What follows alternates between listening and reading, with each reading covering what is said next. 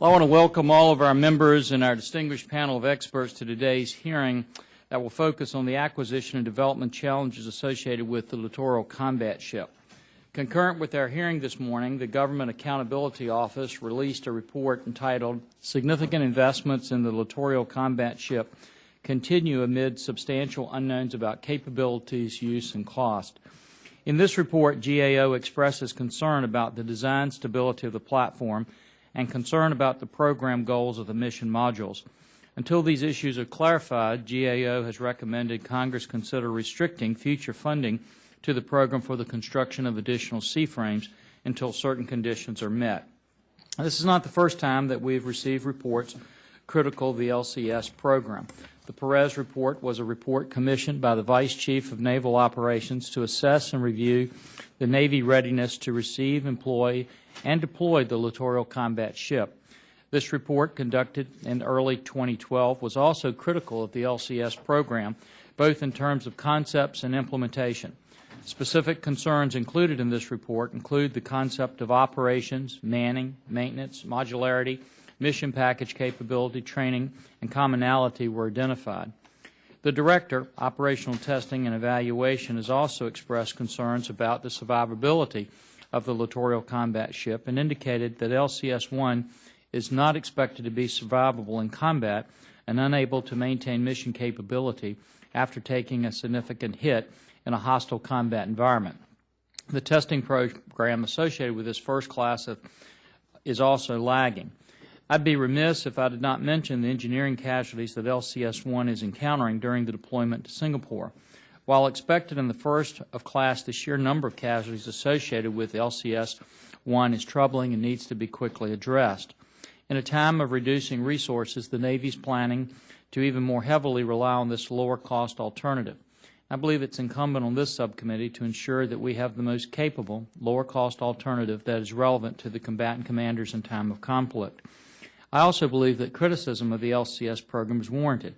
From this most recent GAO report to the Perez report and even DOT and E assessment, they all provide an alternative view as to how to best manage the acquisition and development of this effort. But let me emphasize that none of these reports disputes the necessity to rapidly field the capabilities proposed by the Littoral Combat Ship. And I look forward to doing my part to make sure that we methodically and expeditiously field the right LCS capability to the fleet in the years ahead.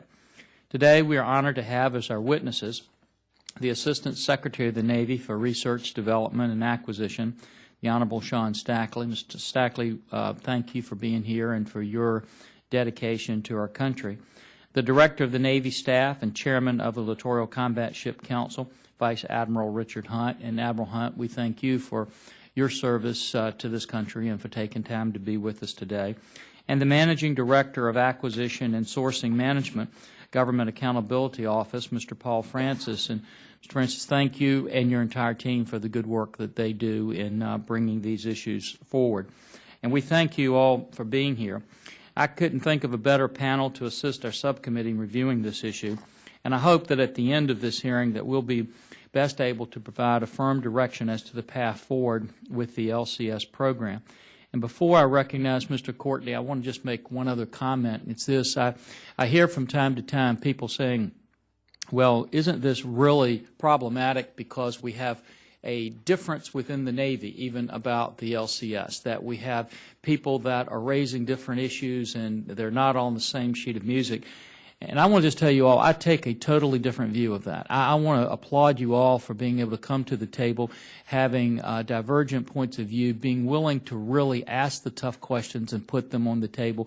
And I think that's what makes our Navy so strong and capable, is our ability to do that. So I just want to thank you all for your willingness to not come in here in an adversarial role where each person has to put forward their own side, but that we can really ask these tough questions and get answers, because in the end we want the best vessels for our Navy and for the American people, and I want to applaud you all for trying to do that.